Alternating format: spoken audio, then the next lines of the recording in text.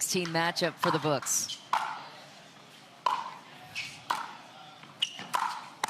You called it. Alshon takes the net first, and Haworth finds a pass cross court, low to the net. Yeah, it's going to be tough for Christian to figure out the best strategy with the wind behind him, because as we just saw, I mean, Chris can swing out pretty much as hard as he wants into the wind on this side of the court. Wow. Oh, that's so good. Oh my gosh. I mean, kitchen coverage. I thought Christian won that point a couple shots ago. He came in on the perfect ball, opened up the court, but on the dead run, Haworth is still able to hit absolute lasers. 0-1.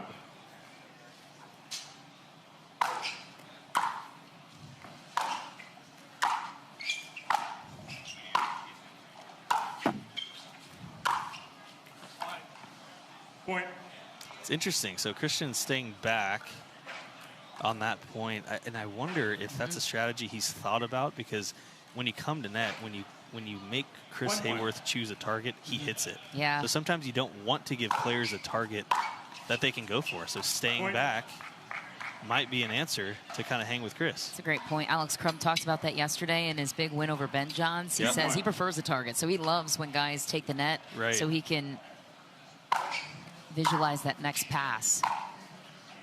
Point. Creates a clearer target, as you just said. Yeah, so I guess the question is Christian doing this intentionally? Or, I mean, it's also, the pressure, it's really hard to get to net off of Haworth's ground strokes, so we'll see. Point. And he's going toe-to-toe. Christian's ground strokes are just as big as Haworth's right now.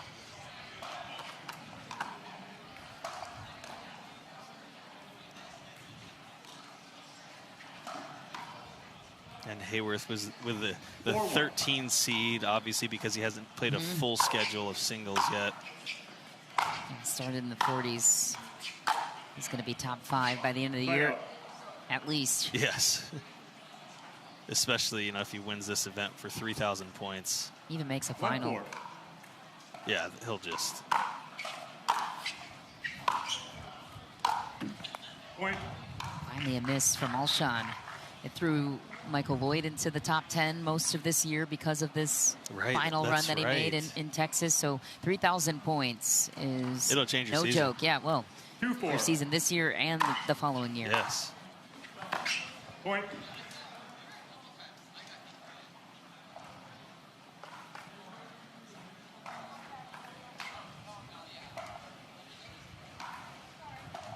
Three-four. Point.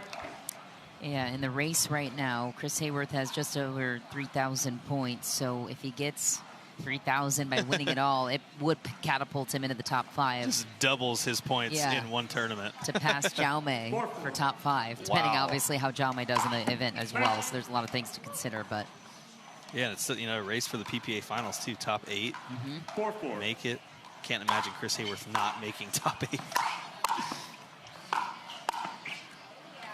Beautiful run again. Christian Alshon in full command at the kitchen line, picking his moments on when to close. 4-4. Yeah, Christian Alshon, one of the toughest guys to pass. He's obviously long, he's tall, but his anticipation and athleticism makes it even tougher.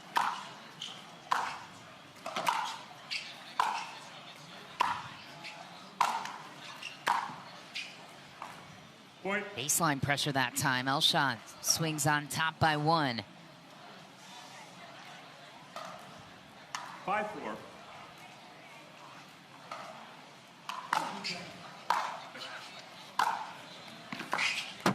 Point. Nice. Christian was able to keep that approach shot low enough. I don't know if the wind helped push that down to keep it low, but Haworth was having to lift up on that passing shot in kind of an awkward position. So if at all possible, trying to keep it out of Haworth's strike zone is the goal.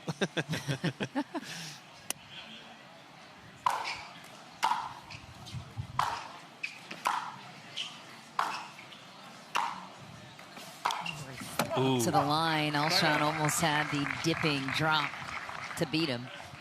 Yeah, one of Alshon's signature shots is that inside-out roll to the backhand side. But overall, Alshon's ground strokes to start this match are just really strong. He's hanging with Chris, and I don't know if the wind is as much of a factor. So I'm curious once they switch sides. But see, as you see there, a gust of wind will push that ball along if there's not topspin on it. If it's flat whatsoever, that ball's going to fly. We saw Alshon and Annalie in a brief encounter after her match, and he asked her, hey, which side's better? And she immediately pointed to the side that Chris Haworth's on, said this one. Hands down. So keep that in mind. Definitely seems to be a factor this morning. Yeah, and as we saw, too, back-to-back airs there from Christian Alshon that were 5 feet long, not a couple inches like normal. I mean, well long. Whew. I mean, the paddlehead speed of Chris Haworth is unmatched. Look at this. Break it down mechanically. So far, this match is exactly what we've expected. Just toe-to-toe, both players just elite. Okay, there we go. Little fire from Haworth on the other side. One of the few times he's been anywhere near the kitchen line. He hasn't come in very often. I know he favors his ground strokes. 8-6. Side out. It's interesting, too, on Haworth's ground strokes and just passing shots, they're so hard to read because he turns his shoulders so well, whether it's down the line or cross court, and he hits around the ball. It looks the exact same for the most part, whether he's going down the line or cross court. Just a lot harder to read for his opponents. Wow. Again, the setup with ease. Oh, okay. Christian Alshon's asking if he can challenge that ball, but because he played it and didn't challenge it right away, he's not able to go back and challenge that line call.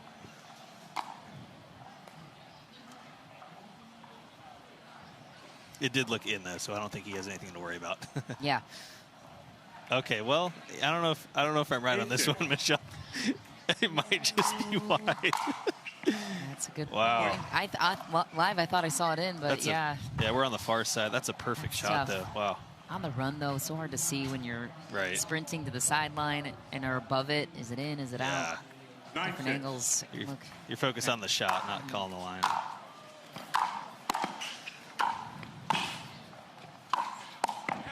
Man, it looks effortless again on the side of Haworth. Well, I mean, it's got to be one of the nicest venues we have. Can we have more tournaments here? Yeah, would love that. Point. Game. Just deep for Alshon, and Haworth on this bird's eye view grabs game one. Read into the wind, a lot easier to keep your passing shots in, the ball dipping. Player on the side of Haworth, a lot of players are having balls fly along with the wind pushing it deep.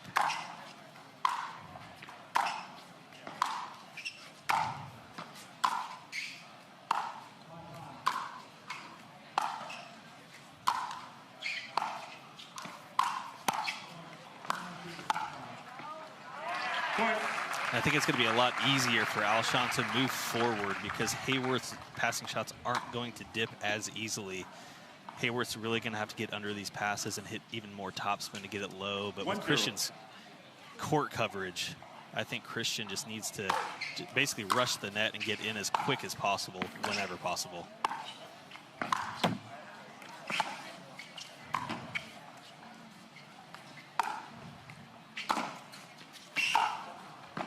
Wow. Oh my gosh. Insane athleticism from both players. This is why we love pickleball singles.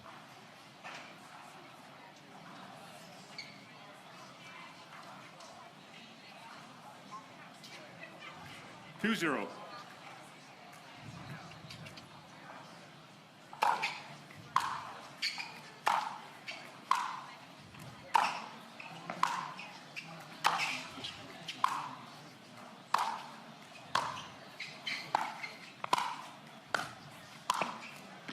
That's exactly what Haworth needs to do. We know Christian's plan is to get to the kitchen line, but Haworth's ground strokes were so deep, within a couple feet each time. Alshon didn't have the chance to come to net on that point. Perfect execution by Haworth. 0-2.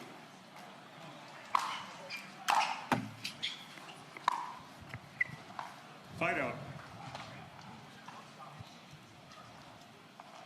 And I think the key for Haworth is limiting the errors on this side. It's just going to be so hard to keep the ball from flying long. 2-0.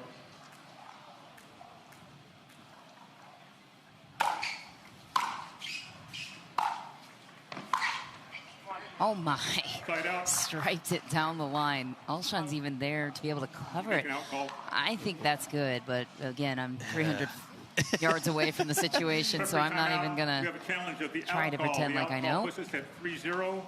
And everything comes together starting from his legs. His technique is just perfect.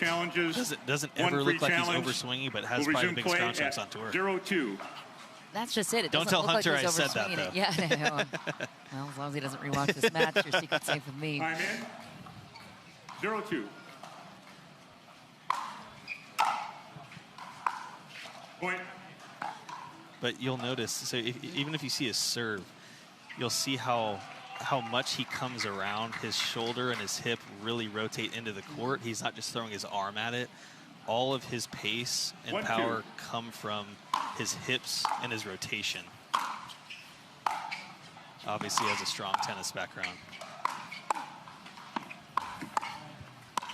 Wow. So good. He was initially having a little bit of trouble getting the ball as low as he wanted to. You could tell he's really taking pace off a couple of those forehands, but it was just high enough for Christian to stay in the point and then ends up capitalizing. Tough to do in the wind. 2-2. Point. Wicked serve. And the way he torques it on the follow-through, too, is crazy. You see how his elbow comes so far across, almost in front of his face. There's not many players are rotating that aggressively.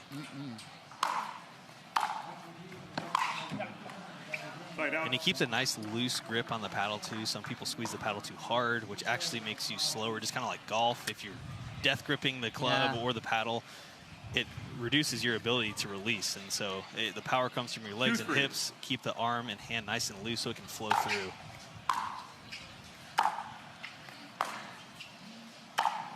Ooh, on the line.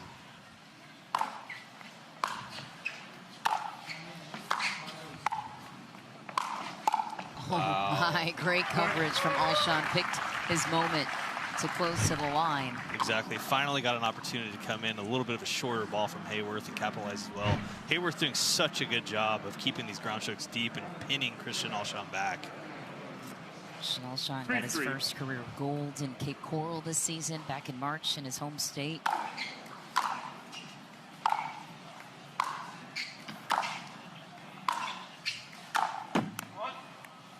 And at that time also followed that gold up in McKinney, Texas, not too far from here. And then, of course, got his first career Grand Slam title this year in Cincinnati.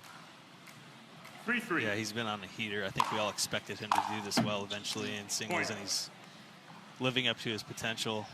One of the best athletes we have out here on tour. So fun to watch.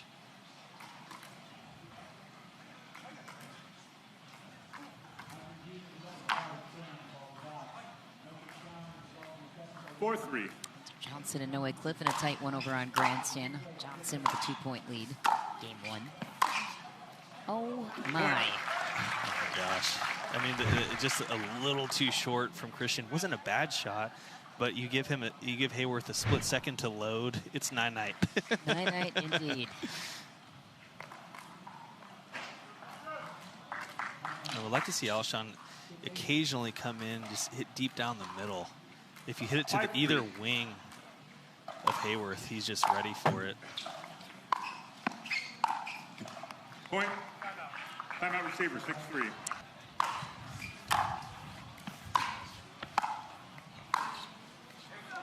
Point. Got another. Out of the timeout Alshon took. It's got to feel frustrating. Where's the most frustrating part, I guess, for Christian Alshon in its summary if you were in his shoes? I mean, the fact that it feels like there's nowhere safe to hit. I mean, Haworth can just rip the ball from anywhere on the court. I would like to see Alshon, though, like I said, go down the middle, but also a lower ball, even if it's off pace. Anything above the net or waist level, Haworth is destroying. But he has to deal with the wind behind his back Right. So if he hits a low ball, he's going to have to lift, and it's going to be hard to keep that ball in. So I think Alshon needs to throw in some junk. Just keep it low out of the strike zone and make Haworth hit up and see if he can keep the ball in. Sometimes in the wind you have to win ugly and not play to your specific game plan that you normally would. 8-3. You have to be willing to adapt and change things up and sometimes do some unorthodox things. Keeps it low. Ooh, another out. Yeah, Chris Haworth's going to challenge that. That was close. What are you calling this one? You're right so far. After review, the rally stands. The ball was out. Lost of a free challenge. No free challenges. Help but barely. Haworth making a little argument on his baseline of. Okay. I don't disagree. Me either. Because I said I'd both. also say the same who went the other way. And here we are.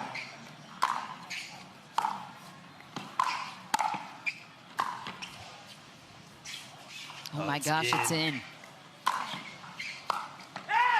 Oh, poor Alshon. The way he had to move back to recover the lob. He had the .1, yeah, he but did. A great defensive lob there by Haworth. How did that ball stay in with the wind at his back? The one, I think, slowed down momentarily. Yeah. The gust stopped. 8-3. I will say, I am surprised at the scoreline here in game 2. I thought we'd for sure go 3 just given the conditions. But Haworth, I mean, just handling the wind really well and really giving him even more pace and power that Alshon's having to deal with. Huge serve. See, that's the first time in this game that Alshon has approached directly down the middle. Haworth was falling back. Normally he's stepping into every ball, but he was jammed, didn't move around it because it was deep down the middle. That's the play, or a short little junk ball to where Haworth has to move in and hit up. Those are the 2 plays for Alshon. He's running out of time, though. Yeah, he is. And luck, quite frankly, off the tape there. Not fair. 10-all, by the way, in game 1 over on Grandstand between Hunter Johnson and No Way Cliff, and a tight one. We'll keep you posted on that score line. Get another break in the action here. Perhaps we'll wander our eyeballs over there. Or you could just get the download Pickleball TV app. What a stab. That's a joke. Oh, had it. But, I mean, that's what Alshon does. He makes you hit 3 winners in 1 point. Just such good ball striking there from Haworth. And few can hang on for 3 winners. Yeah, no. Haworth does. Yeah, no, to your point, the fact that Haworth's hitting that clean of a ball 3 times in a row. Amazing. Ridiculous. 10-3.